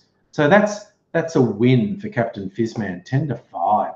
Considering Catherine was ahead for a while, that was a big win. So no, you don't die. You guys saying you don't die. That's what I was going to ask. People who knew it better than me. You can still live if a Dementor sucks your soul out? That's messed up. What does that mean? That you lose your essence? Just a shell of a person. That's unpleasant. There is some really unpleasant stuff in Harry Potter, isn't there? There is some really unpleasant stuff in there. I think we should pick on it. Clearly, Harry Potter fans here. I think we should pick on it now. The plot holes and inconsistencies that fans always have fun messing with. I still think the biggest inconsistency plot hole is the Marauders map. Okay, that makes no sense. Like, the Weasley brothers with the Marauders map would have seen that Voldemort or Tom Riddle, whatever it would have said, was everywhere Professor Quirrell was when Voldemort was on the back of Professor Quirrell's head. And Peter Pettigrew, who was Ron's rat, that would have shown up as a person, Peter Pettigrew. And it's like the brothers would have been going, hey, why is Ron sleeping with a man called Peter Pettigrew? It's like that. I reckon that's the biggest plot hole inconsistency in yeah, see, Captain Fistman, you're right. Harry saw Peter Pettigrew on the map when he was a rat. So that means that if they'd ever bothered to look when Ron had his rat with him, he would have been with a guy called Peter Pettigrew, and he slept with Scabbers. So he's slept with Peter Pettigrew. Fucked up. Very messed up. Yeah, I reckon that's the biggest plot hole inconsistency in the movies. The Marauders map doesn't really make a lot of sense. There's a lot of stuff that doesn't bear close examination. So you're saying Star Wars has inconsistencies. Star Wars has huge gaping inconsistencies. There's no two ways about it. Captain Fistman, you reckon Voldemort wasn't really a person when he was with Quirrell? Maybe, maybe not.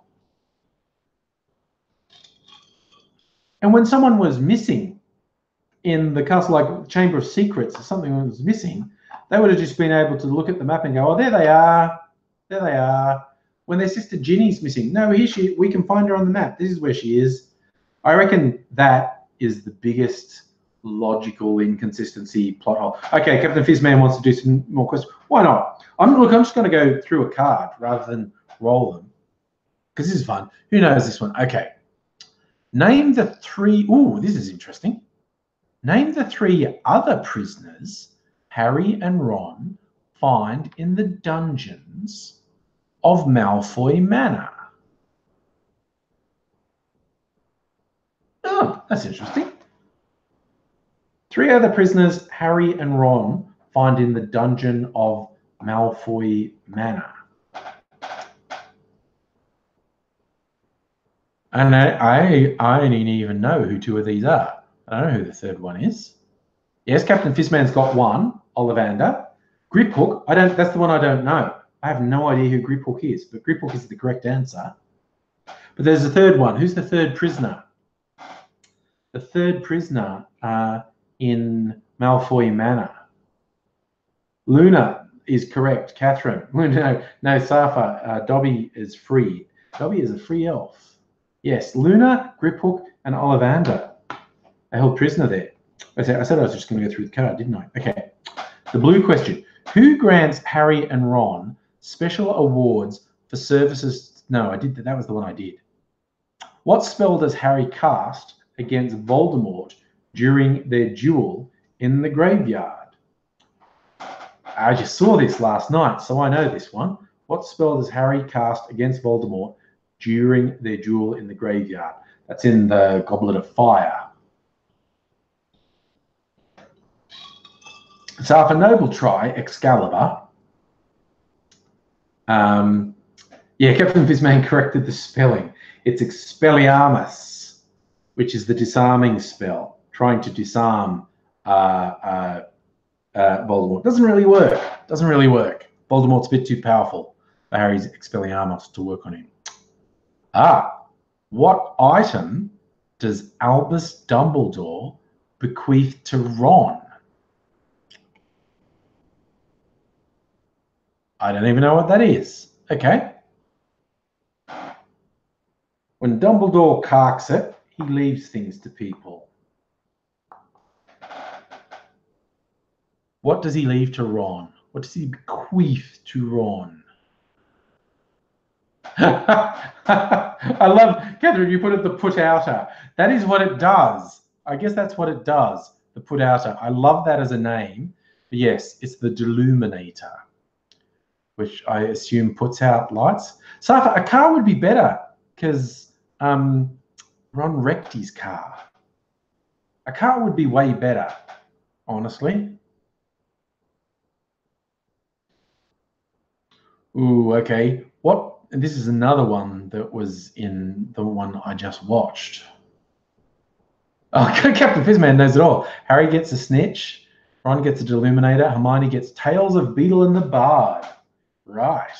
Who gets his dildo collection? He definitely had magical dildos. There's no question in my mind. What position does Krom play on the Bulgarian Quidditch team? I don't have an answer to my other question about who gets Dumbledore's dildos. I'm sure he had them, and I'm sure someone would have ended up with them, but that's not actually a question that's on here.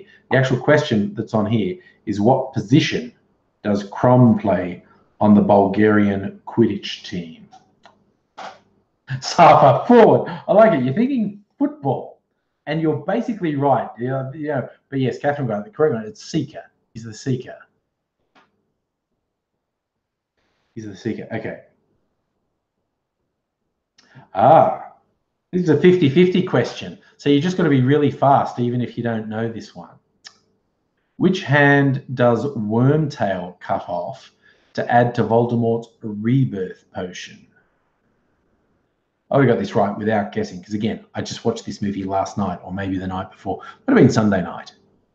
It was Sunday night. But yes. Oh, Safa, you had a 50-50 chance. And it's the right hand. The right hand. And yes, Captain Frisbee got that right. It's the right hand. Oh, easy. This is how quickly can you add these up? How many players are on a Quidditch team? How many players on a Quidditch team?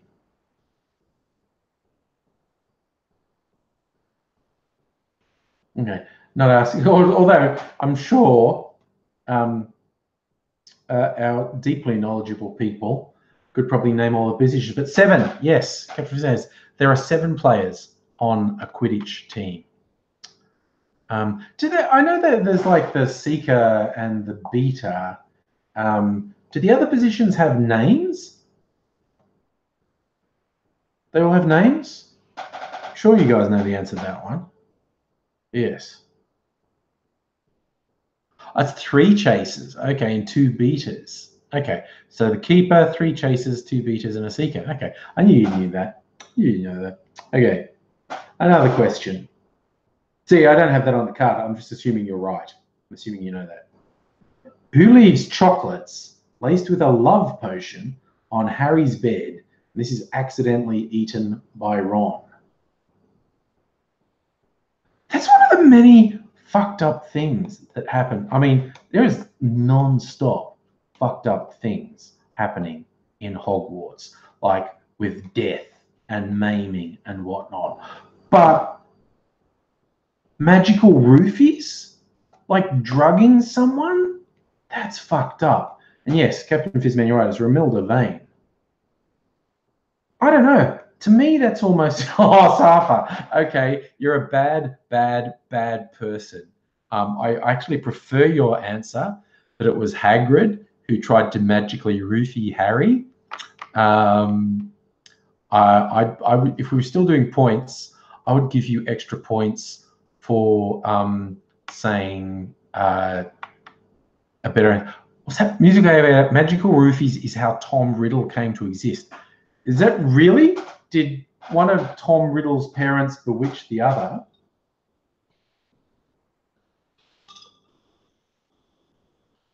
Oh, that's also messed up. Magical roofies. No, get creative, Safa. I love the creative answers. He came in and says, okay, so bloody Tom Riddle's the product of magical roofies. That's messed up. It's absolutely messed up. So Murray Gaunt drugged Tom Riddle Sr. Okay. Craig, do I think Hagrid wanted to fuck Harry? I think I was going for innuendo, and I was going with a, and you've just got the megaphone and go, he means Hagrid wanted to fuck Harry. I like it, Craig. I like it. We're asking the big questions. Hagrid wanted to bang the giant lady from the other school. Not sure that he had a thing for students. Who knows? Craig, that's exactly what a roofie is. Okay. Ooh, Luna's father is the editor of which newspaper? Moving on from magical roofies to someone who seems to be on magical LSD. Captain Fistman, you're correct. Luna's father is the editor of the Quibbler. Catherine, that is the big question, is how did Hagrid's dad fuck a giant? Very carefully, I imagine. It's not something you see. I imagine there's a very careful courtship involved, because the potential for injury would be very high. So I imagine Hagrid's dad had the moves, quite honestly. If he was going to woo a giant, is that canon, Captain Fizzman? He got in a hole and got splooshed. That's a very disturbing sentence. I'm just going to throw it out there. A very disturbing sentence.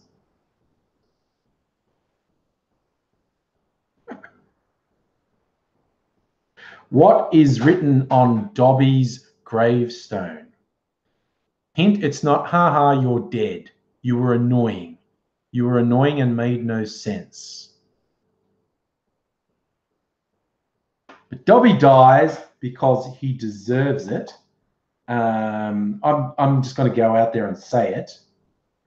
Dobby dies because he deserves it. But yes, he does have written on his gravestone, here lies Dobby, a free elf. Captain Fizzman got it exactly right. Yes, free was the general thing. But yes, what I would have written on his gravestone is, the annoying little bastard deserved it. Quite frankly, I know it's contentious, but I'm going out there. Dobby died because he deserved it. Okay. According to Professor Dumbledore, oh, this is an interesting one. According to Professor Dumbledore, what Horcrux did Lord Voldemort create unintentionally? Unintentionally. Oh, you're going to defend Dobby now? Dobby's fucking annoying. Dobby is really annoying. When he first... See, Safa gets in. There you go. Points to Safa. Yes, Harry is an actual Horcrux. That's why Harry has to die to release that Horcrux. But he has the ability to come back, which he, of course, does. But Safa got in first with that one. Yes, he didn't mean to make Harry a Horcrux, but he did. Well done. Okay. Well, this is the ones I just watched. How long do the champions have to complete the second task of the Triwizard Tournament? That's the underwater one. There are all these crowds on bleachers going, yay, yay, yay, yay, yay. And they've got an hour. That was the answer. Damn it. I'm sure someone knew it anyway. Catherine got in first with an hour. I bet. Oh, that was interesting.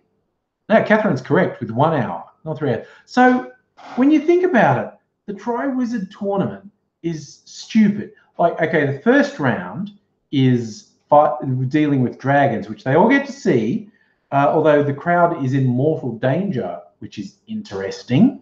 But the second one is they're underwater. So the crowd are all up there in the bleachers. Yeah, they got dumped into the water. And then nothing fucking happens for an hour. Nothing happens for an hour. What the fuck sort of spectator sport? And the last one, they run into a maze and just be same deal. It's like, woo, we're all in the bleachers, we're cheering. And then you don't see a goddamn thing. Tri-Wizard tournament is a bullshit. It's a bullshit spectator sport. It's an absolute bullshit spectator sport. It's ridiculous. Absolutely ridiculous. So I am not going to shy away from controversial statements, okay? And I'm blaming it on this. My desire to make contentious statements is being driven by that. Yes, that music over there. They have a shitty brass band in the movie. So, see, I would think magical cameras, but you never see like a magical big screen. I don't know. I just think they're idiots. I just think they're idiots. Okay. What is another spell question? What effect does the spell Opugno have when Hermione casts it on the birds that she conjured? So she's already conjured some birds and she casts the spell Opugno. And what effect does that have on the birds that she has already? Captain Fizzman, yes, shoots the birds at Ron because Ron's being a dick. Ron is a dick and she sends the birds at him. Alexander, you may be right. They maybe just take out their phones, have a smoke, talk amongst themselves. But they don't use technology. The wizards don't use technology, so they don't have phones. You sit there with scroll and parchment or something ridiculous. Catherine, what about Crumb in the World Cup? I don't know. What are you saying? Crumb in the World Cup. I love the real Soviet-style behaviour of the Bulgarians, actually. The way they perform is way Soviet. It's like Soviet gymnasts. Pretty wild. Okay. Here's another. What complication does Lord Voldemort say prevents him from using his wand to kill Harry? And is he just talking shit? But Voldemort says there's a complication that prevents him from using his wand to kill Harry. Brilliant. Bizman, you're on it. They share the same core. Now, yes, Catherine, twin cores. Now, you two knowledgeable people, is he talking shit? Is it just an excuse because he's weak? Or is that a legitimate reason that he does it? The Phoenix Feather, yes. You go there, were school sports carnivals boring? Yes, they fucking were. Oh, so boring. Oh, yeah, Catherine, yeah. The magical panels in the stands in Crumb in the World Cup. Yeah, they should do shit like that. Magical big screens. Captain Fisherman, no, it causes Priori Incantum. Thank you, nerd. This is so much fun. Okay. Ooh, how many names do we have here? 2. Okay, there's only 2 names here.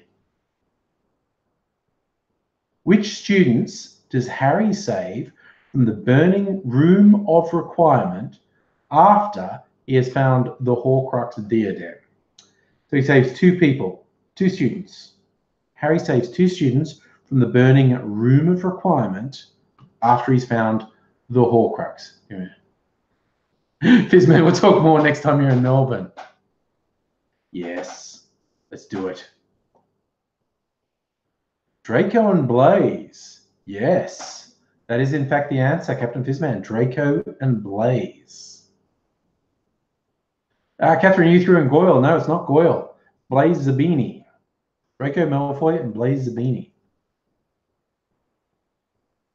Ooh, Professor Trelawney. She's awesome. She's like, she took way too much acid in her youth. It's not just magic with Professor Trelawney. She definitely did acid and way too much of it.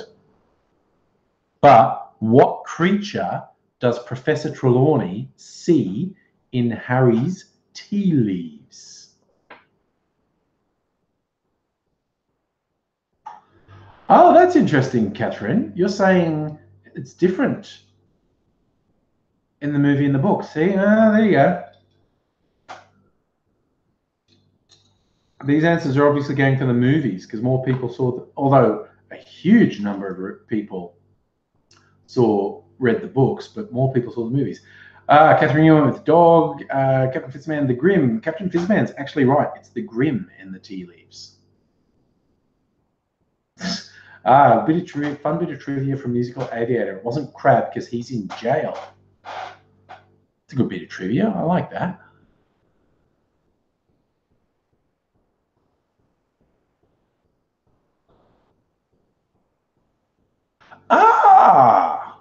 In the movie, it's Crab and Goyle. No, you mean it's in the movie, it's Malfoy and Goyle. And in the book, it's Malfoy and Blaze. I don't know. Oh, right. You mean literally he was in jail. Oh, the guy who played Crab got arrested. Oh, I thought you meant the character was in jail. Oh my God.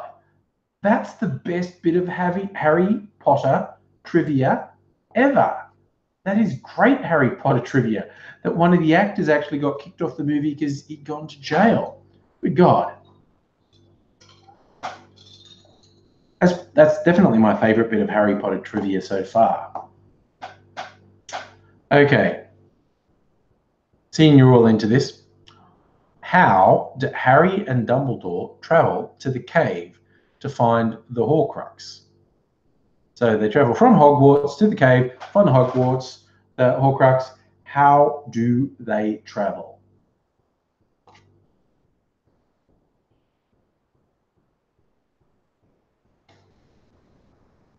Alexander, you reckon he went to jail for dealing weed? On set, maybe? Apparating. Captain Fizzman, you're right. It's apparating. They apparate. They apparate. They don't operate. They apparate. Ooh. Who is the keeper of keys and grounds at Hogwarts? I did not know that. Someone has the title Keeper of Keys and Grounds at Hogwarts. Of course, you knew that, Catherine and Captain Fizzman. Captain Fizzman gone first. That's a Hagrid. I didn't know that he had that title. I thought he was just, dude hanging around because Dumbledore likes him. Here's another spell question.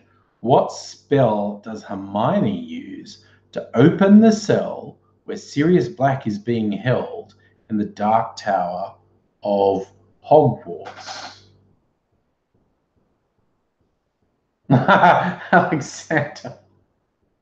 As your girlfriend wandered in and she heard the topic and said that the dude went to jail for dealing weed. Bombarda is the correct answer, which seems like this is in the movie I just watched, and it causes a fucking explosion, which seems like a really extreme way to get him out. But she does. She uses the spell Bombarda, which explodes the cell door. I just thought I'd share that with you. Ooh, here's an interesting one. In whose vault is the sword of Gryffindor believed to be hidden? Ah, really? Okay. There's a good one. I don't know if this is ever proven, but it's saying believed in this. In whose vault is the sword of Gryffindor believed to be hidden? She's definitely not a Gryffindor.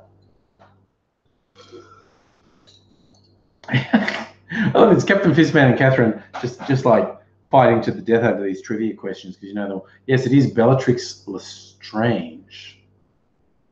Ah, that's a good one, Captain Fizzman. Umbridge uses Bombarda Maxima to break into the room. Yeah, because she blows the fuck out of a wall, doesn't she? She blows out a whole wall in the castle. Okay. And I've already had that one. I don't want that one. Ooh, and this is one I just watched. Which dragon does Fleur Delacour face in the first task of the Tri-Wizard tournament?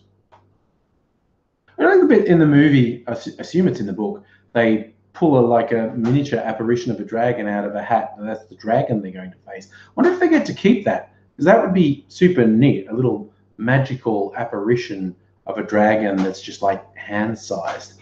That would be a fun thing to have around. But which dragon does Fleur Delacour face in the first task of the Tri-Wizard tournament? Oop.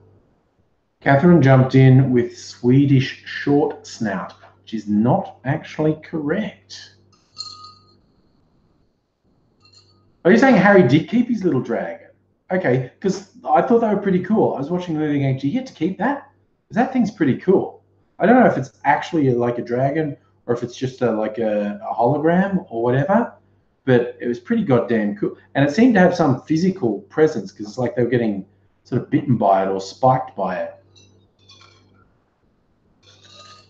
That's the sort of thing I'd want to keep. Ah, Catherine, you corrected yourself. But Captain Fizzman was just in ahead with it's a Welsh green. Back to Welsh green dragon. All right, now one more, and I finish my drink, and I'm going to go to bed because I'm going to work tomorrow. Ah, this is an interesting one. What does Hermione suggest they do with the Horcrux locket when she sees it's having a negative effect on Harry? If I remember rightly, it's already had a negative effect on Ron. But what's Hermione's suggestion for what to do with the Horcrux locket when she sees it's having a negative effect on Harry? Captain Fizzman, take it off is not quite correct. Catherine's more correct with take turns wearing it. Much like Sam Gamgee with Frodo Baggins in The Lord of the Rings. He's saying, I can help you. I can take turns wearing it. But the ring makes Frodo really possessive. And he says, no, not the precious. But I'm going to wrap it up there.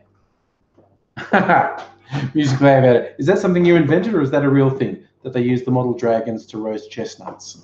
But that seems like a good practical use of the dragon, quite honestly. Roast some chestnuts. But yeesh.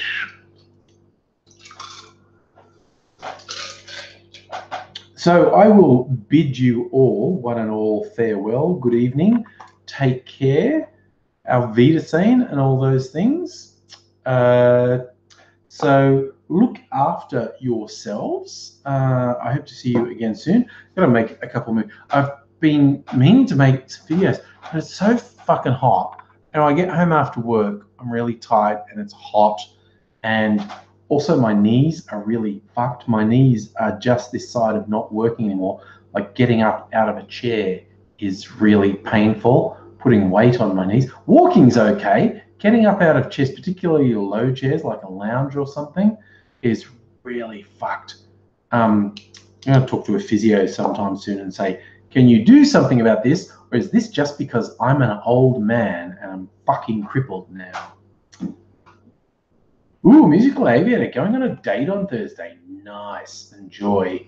I hope it's not too hot because, yeah, we are. Different parts of the country are getting mid-30s, mid-40s. Melbourne's only getting mid-30s, but like all week. But other places are getting like mid-40s all week. The fucking full-on week in Australia. So look after yourselves wherever you are. Hope to see you again soon. I've got to try and make a video. There's so many things I could be making videos about, but I haven't had a huge amount of motivation. But hopefully do it soon. Look after yourselves. Musical Aviator, have a hot date, and I'll see you all again later. Bye for now.